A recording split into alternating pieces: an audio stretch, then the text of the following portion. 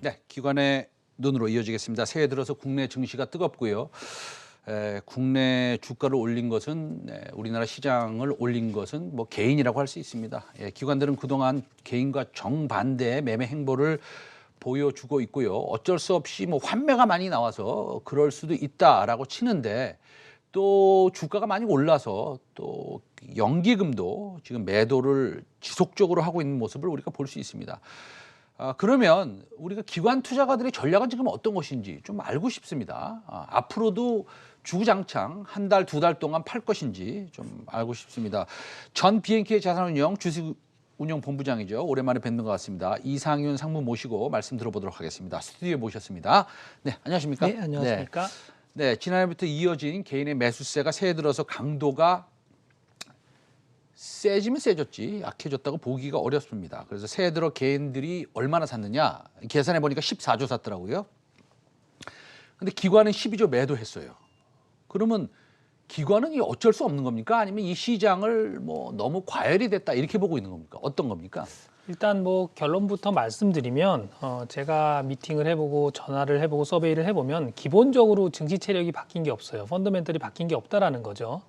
그래서 기관 투자자들은 그냥 20년 내 최대치로 오른 이격도, 단기 과열에 대한 걱정을 제일 많이 하는 것 같고요. 아까 앵커님이 말씀하신 대로 기관이 12조 팔았다.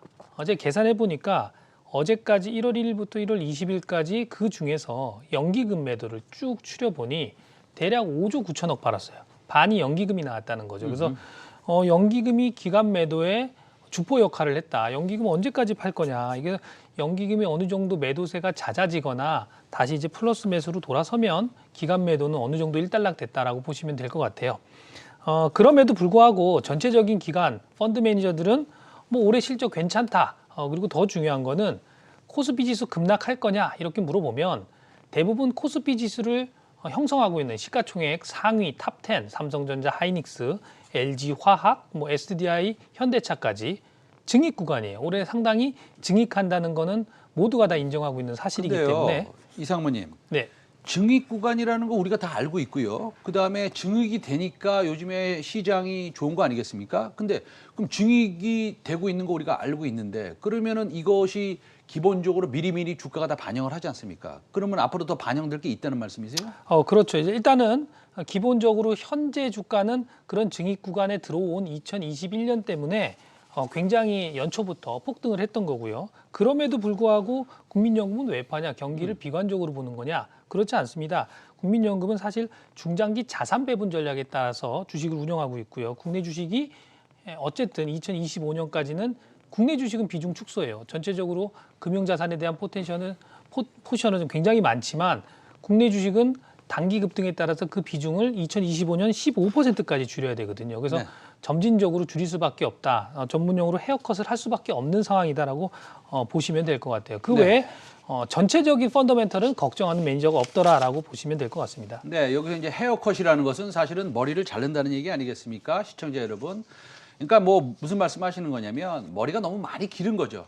그래서 조금 이제 잘라야 된다는 그런 말씀을 하시는 건데 기본적으로 과거 사례를 하나하나 좀 짚어보면서 설명을 해주시면 앞으로 어떤 일이 일어날 수 있겠다라는 걸 우리가 좀 감을 잡을 수 있을 것 같아요. 과거에는 어떻습니까? 그렇죠. 올해 사실 2021년 들어서면서 1월 첫째 주에 코스피 주간 수익률이 9.7% 폭등했어요. 지금 이제 차트 보시면 알겠지만 과거에 주간 상승률이 9% 이상이 나오면 조정을 불러일으켰단 말이죠.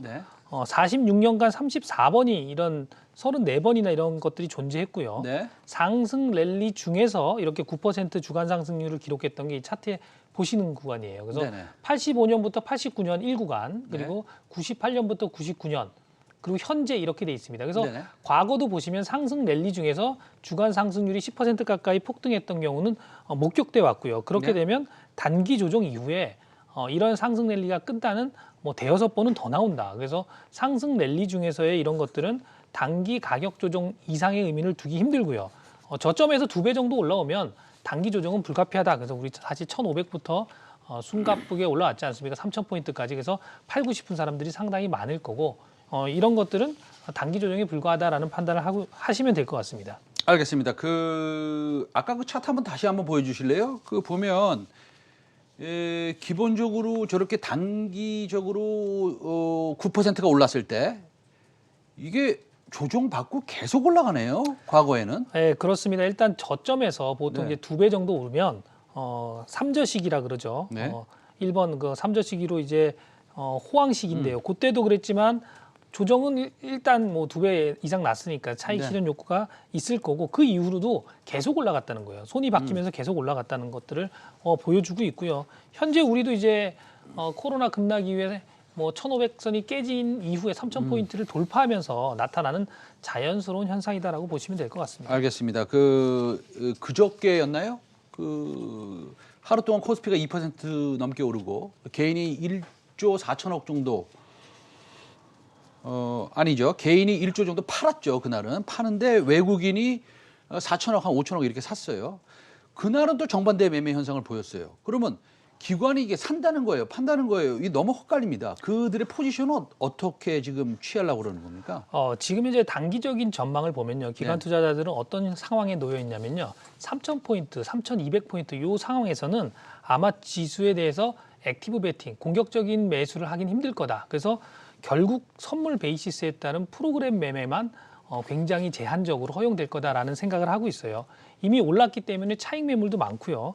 확실한 매도 세력, 국민연금이 있기 때문에 이런 것들이 좀 잦아지고 어느 정도 이격도가 좀 좁혀지면 다시 한번 이제 주도주 중심으로 랠리를 할 거다라고 보고 있습니다.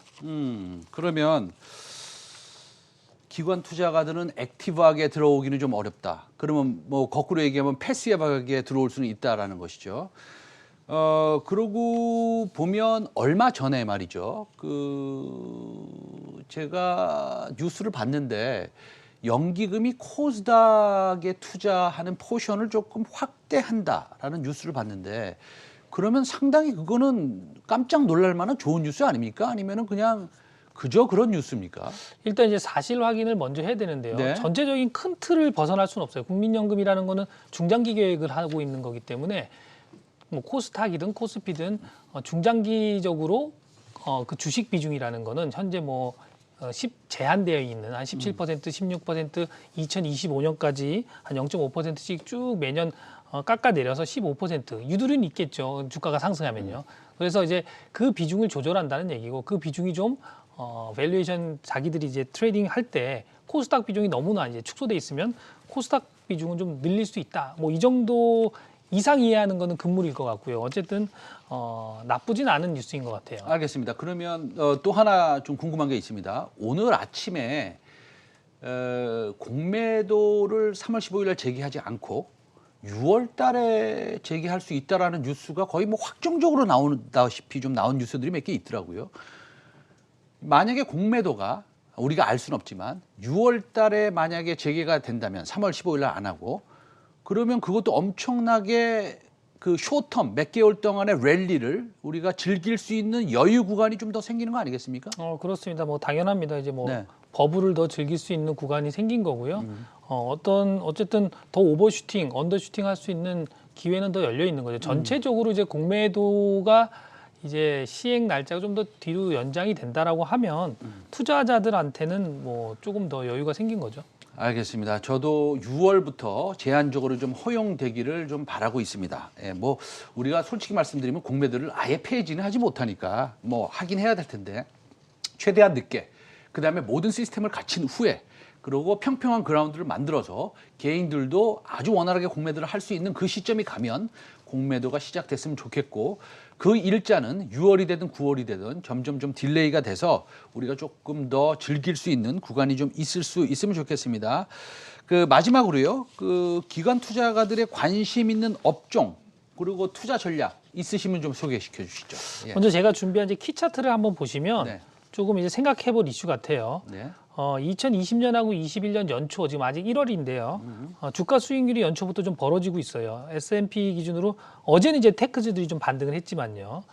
전체적으로 테크주들이 부진하고요. 반면에 S&P 에너지 관련주들 그리고 러셀 관련주들, 그러니까 중소형 관련주죠. 아까 말했던 코인, 페니 관련 1달러 미만의 그런 중소형 관련주들이 굉장히 강한 모습을 보이고 있다. 라는 것들을 목격할 수 있어요. 그래서 펀드 매니저들이 지금 사실 1월장에 연초장에 가장 고민하는 거는요. 인플레이션이기도 하지만 결국 주도 섹터가 바뀔 거냐라는 것들이 작년에 주도 섹터가 성장주였는데 네네. 이제는 이 성장주가 정말로 이제 가치주로 바뀌는 거 아닐까? 그리고 대형주에서 중소형주로 바뀌는 거 아닐까?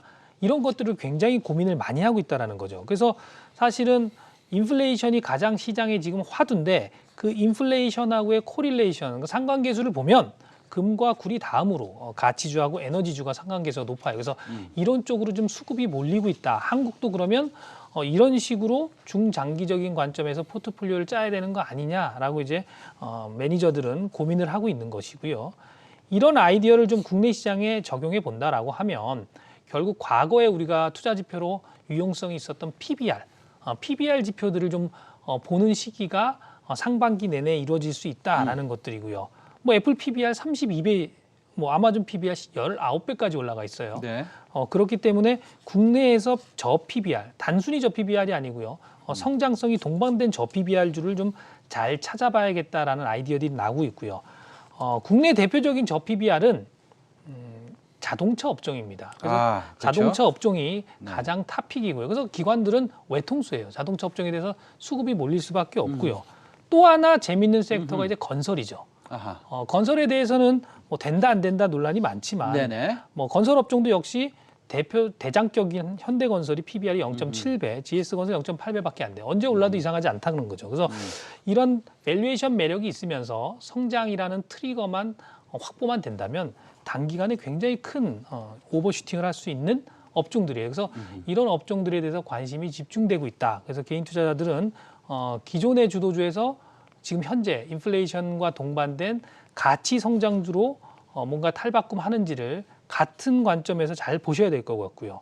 특히 다음 주에 또 이제 대림 산업이 상장합니다. 대림 산업도 역시 건설 부분은 0.45배에 불과해요. 그래서 사실 2020년 지난해에 거래 정지가 됐어요. 그래서 이미 3,000포인트가 넘어간 상태에서 지난해에 살 수 있는 주식이기 때문에 이런 것들도 낮게 시작한다면 또 접근해 볼 수 있어요. 그래서 이런 관점의 변화들을 기관 투자자하고 함께 개인 투자자들도 고민해 보는 시간이 좀 1월이 돼야 되지 않나 생각하고 있습니다. 알겠습니다. 그 저 PBR 주 말씀하셨는데 그 저 PBR 주 중에서도 좀 성장하는 종목을 좀 골라봐야 되는 것이겠죠? 그렇죠. 그럼 우리 상무님께서는 뭐 예를 들어서 은행주 같은 것들 뭐 0.45배 정도 거래될까요 지금 PBR이 그런 것들을 말씀하시는 건 아니죠?